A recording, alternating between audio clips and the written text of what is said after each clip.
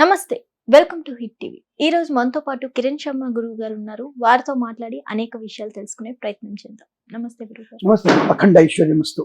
గురువు గారు, అసలు ముక్కోటి ఏకాదశి యొక్క విశిష్టత ఏంటి? అసలు పూజా విధానం ఏంటి గురువు గారు? ఒకటి ముక్కోటి ఏకాదశి అంటే మనకి అందరూ కూడా సనాతన సంప్రదాయంలో అంటే హిందూ ధర్మశాస్త్రంలో ముక్కోటి దేవతలు అంటే 3 కోట్ల మంది అనుకుంటారు. No, there is not a Mukkoti Ekadashi 3 కోట్ల మంది దేవతలు లేరు. సో ఎందుకంటే దాని గురించి చాలా మంది తెలిసి కూడా దాని గురించి తప్పుగా మాట్లాడుతుంటారు. So there is administration nothing but 33 members. అంటే ఏకాదశి రుద్రులు, ద్వాదశ ఆదిత్యులు, ఏకాదశి రుద్రులు, బ్రహ్మ విష్ణు మహేశ్వరులు, ఇంతవరకు 33 మందే ఉంటారు. అంతకు మించి ఎవరు లేరు.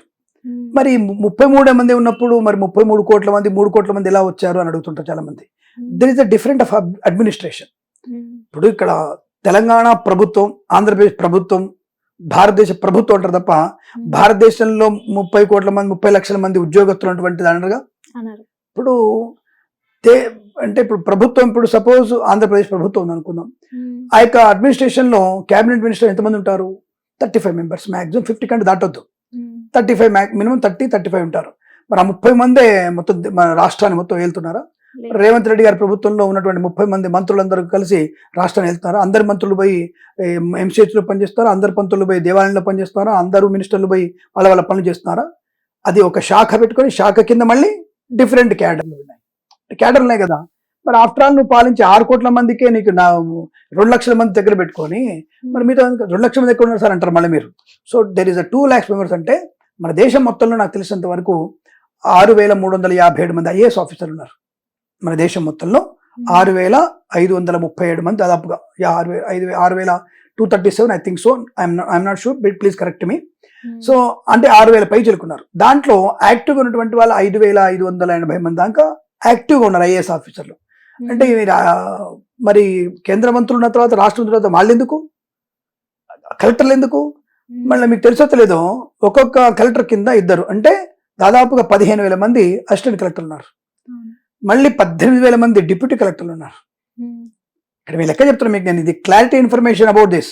I'm just not to be figures, little bit of 2 or 3 changes, not much more. మరి అలాంటిది నేను ఇంత కలెక్టర్, తహసీల్దార్లు ఎంతమంది, దాంతో జడ్జిలు ఎంతమంది, ప్రభుత్వ పోలీసులు ఎంతమంది, ప్రభుత్వ అధికారులు ఎంతమంది, డ్రాఫ్టింగ్ కమిటీ ఎంతమంది, ఆ కమిటీ ఎంతమంది, అవి లెక్కలు గణాంకాల శాఖ ఎంతమంది, వాణిజ్య పన్నులు ఎంతమంది, కమిషనర్లు ఎంతమంది, మొత్తం చూసుకుంటే మీకు దేశం మొత్తం మీద 25 లక్షల మంది వీళ్ళే ఉంటారు. ఆఫ్టర్ ఆల్ నువ్వు 140 కోట్ల మందిని అడ్మినిస్ట్రేషన్ చేయడానికి నీకు 25 లక్షల మంది కావాలా? మరి 60 లక్షల కోట్ల జీవరాశులు, 60 లక్షల కోట్ల జీవరాశుల్ని ఉండడానికి మరి 3 కోట్ల మంది దేవతలు సరిపోరా? లాజిక్ ఆలోచిద్దాం మనం. 60 లక్షల కోట్ల మందికి 3 కోట్ల మంది తక్కువ. అది పోనీ మరి నువ్వు ఆఫ్టర్ చేసేదానికి దీనికే ఇంత ఉంటే 6 కోట్ల మందికే నీకు ఇంతమంది మినిస్టర్లు కావాలంటే తెలంగాణ ప్రభుత్వంలో ఇంకో ప్రభుత్వంలో. అందుకే ఒక ప్రధానమైనటువంటి స్థాయిలో ఉన్న వ్యక్తులు ఆచితూచి మాట్లాడాలి. అది మాట్లాడకపోతే కష్టం. సరే మన కామెంట్ ఎటో పోతుంది సార్ అంటే ఆ కామెంట్ సంబంధించింది ఏది అంటే దైవత్వాన్ని పొందిన నిమిత్తంగా. మరి ఇందాక మనం ముక్కోటి ఏకాదశి అంటే మీకు క్లారిటీ ఇవ్వకపోతే కష్టం కదా. అంటే ఇక్కడ ఉన్నటువంటి ఆ 33 మంది కూడా ఎవరైతే ఇందాక అనుకున్నాం ప్రధానమైనటువంటి 33 మంది దేవతలు, ఏకాదశులు, ద్వాదశాదిత్యులు కలిసి, ఆ బ్రహ్మ విష్ణువు కలిసి, ఇద్దరు కూడా శివుడు బ్రహ్మ కలిసి ఆ యొక్క పరమాత్మను పూజించేటువంటి దివ్య మంగళమైనటువంటి శుభదినం. దీనికోసం అంతా నేను పురాణం చెప్పాల్సి వచ్చింది. కాబట్టి ఇక్కడ ఏదైనా సరే మీరందరూ కూడా 30 దేవతలు అనగానే నీకు ఆంజనేయ స్వామికి, ధైర్యానికి, తాగుబోతుడికి ఇంకో దేవుడు అనేటువంటి పిచ్చి మాటలు మాట్లాడే ప్రయత్నం చేయకండి. ఎవరైనా సరే ఒక స్థాయి ఉన్న వ్యక్తి మాట్లాడే విధానం ఉండాలి. ఒకటి దేనికి పిచ్చి మాటలు కుదరదు. నువ్వు ఇంకోటి ఏమంటారంటే ప్రతి ఒక్కళ్ళకి కూడా ఇది ఒక ఫ్యాషన్ అయిపోయింది. సనాతన ధర్మం మీద పడేయడం అనేటువంటి చాదస్తం ఎక్కువైపోయింది. ఈ దేవుళ్ళ మీద పడేయడం అనేది కొద్దిగా ఎక్కువైపోయింది. దాంట్లో ఇప్పుడు పంతుల మీద పడేయడం.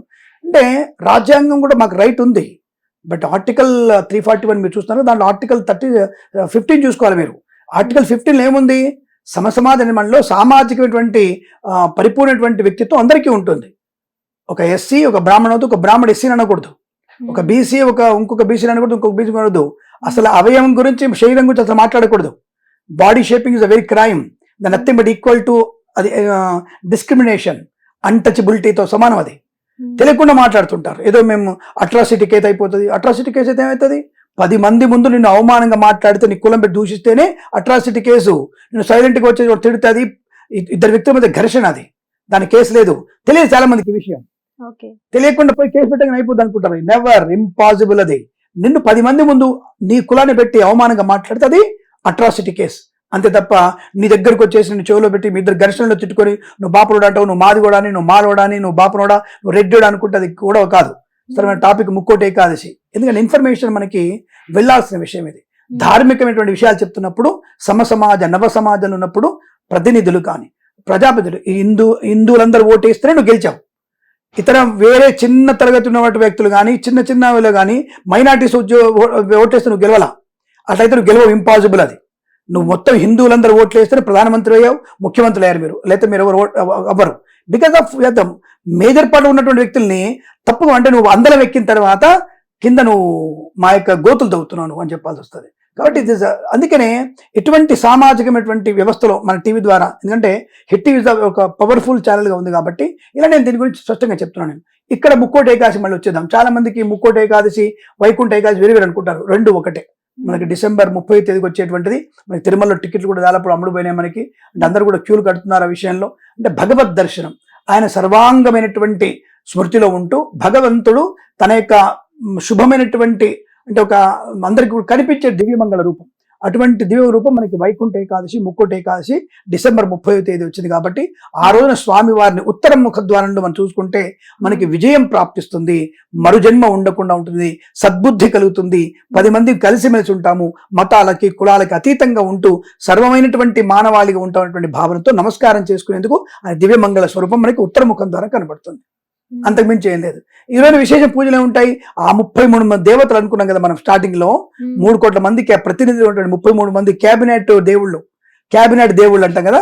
ఈ క్యాబినెట్ దేవుళ్ళందరూ కూడా ఆయన్ని ఈ రోజున అనేక స్తోత్రాలతో, ఆయనకి తిరుప్పావేలా కానీ, విష్ణు సహస్రనామాలు కానీ, పురుసూక్త విధానం కానీ, పంచసూక్తాల విధానంతో, రుద్రనమక చమకాలతో ఆయన పూజించి, సేవించి, అభిషేకించి, పుష్పమాలకు చేసి, ధూప దీప నైవేద్యం కలిగించి అటువంటి దివ్యమంగళ స్వరూపాన్ని చూసి, ఆయన మమ్మల్ని కరుణించు, మమ్మల్ని కాపాడు, నీ నామమే మాకు శ్రేష్టమైనది, నీ నామాన్ని జపించేటువంటి తత్వాన్ని మాకు కలిగించు, మాలో మంచి అనేటువంటి వృక్షాన్ని మొలకించు, ఒక మొక్క నాటు మంచి అనేటువంటి వృక్షానిగా మార్చమని మనం ప్రాధేయపడేటువంటి ఉత్తమమైనటువంటి రోజే ముక్కోటి ఏకాదశి.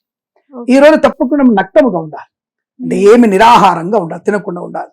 స్వామివారి మీద పరిపూర్ణటువంటి శ్రద్ధతో శ్రీమన్నారాయణ మంత్రాన్ని జపం చేసుకోవాలి, శివనామ స్మరణ జపం చేయాలి, నారాయణ మంత్ర జపం చేయాలి, అమ్మవారిని తలుచుకోవాలి, నీకున్నంతలో పూజ చేయి. ఈ రోజున చేసేటువంటి దానం అనేది విశిష్టమైనది. ఏ కులం వారైనా సరే, ఏ మతం అయినా సరే, ఈరోజు ఎవరికైనా పరోపకారంతో దానం చేయండి. వస్త్రదానం, బియ్యము దానం, పప్పు దానం, చెప్పులు, గొడుగు, దుప్పటి, నీకు అవతలి వాడికి ఉపయోగపడేటువంటిది, నిత్యావసరంగా ఉపయోగపడే వస్తువుని ఈరోజు మనం ప్రశాంతంగా, ప్రసన్నతగా, దాని మీద మళ్ళీ కోరిక లేకుండా దానం ఇవ్వాలి మనం. అది మనం ఈరోజు చేయాల్సినటువంటి ముక్కోటి ఏకాదశి కానీ, వైకుంఠ ఏకాదశి కానీ చేయాల్సినటువంటి ముఖ్యమైన పనిది.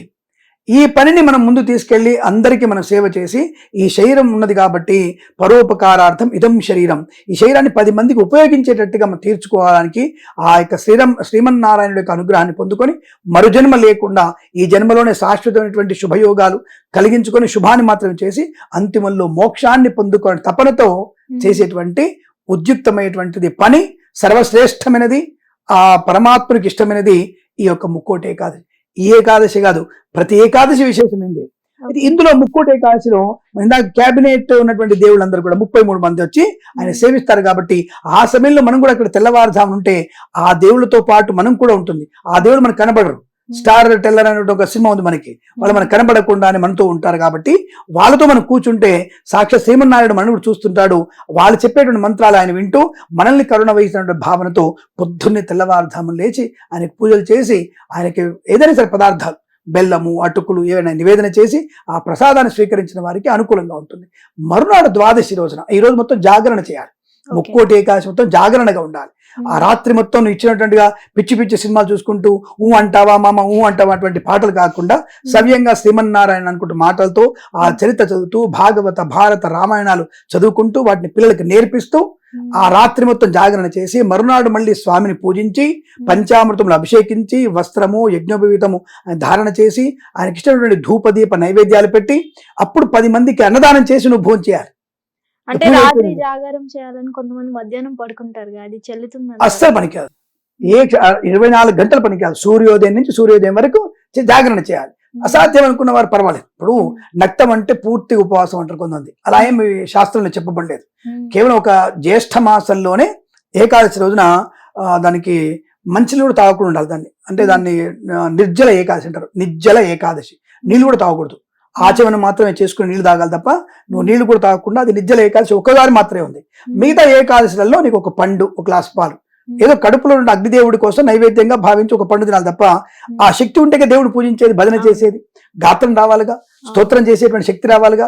కాబట్టి ఆ ఒక పండు పాలు తాగేసి నువ్వు చేసుకోవచ్చు. జాగరణ అనేది తప్పకుండా మధ్యాహ్నం పడుకుంటే రాత్రి జాగరణ అనేది కరెక్ట్ కాదు.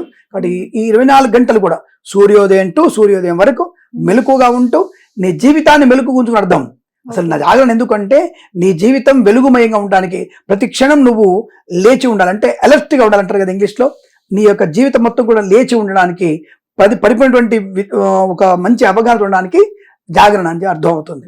అలా చేసిన వారికి అద్భుతమైనటువంటి ఆ యొక్క పరమేశ్వరుడి పరమాత్మ యొక్క అనుగ్రహాన్ని పొందుకొని అష్టైశ్వర్యాలు పొందుకొని మోక్షానంతరం అంటే మరణానంతరం జీవనం పోయిన తర్వాత మోక్షాన్ని పొందుకునే అవకాశం ఉంటుంది. అందుకే ముక్కోటి ఏకాదశి విశేషమేదని చెప్పబడుతోంది.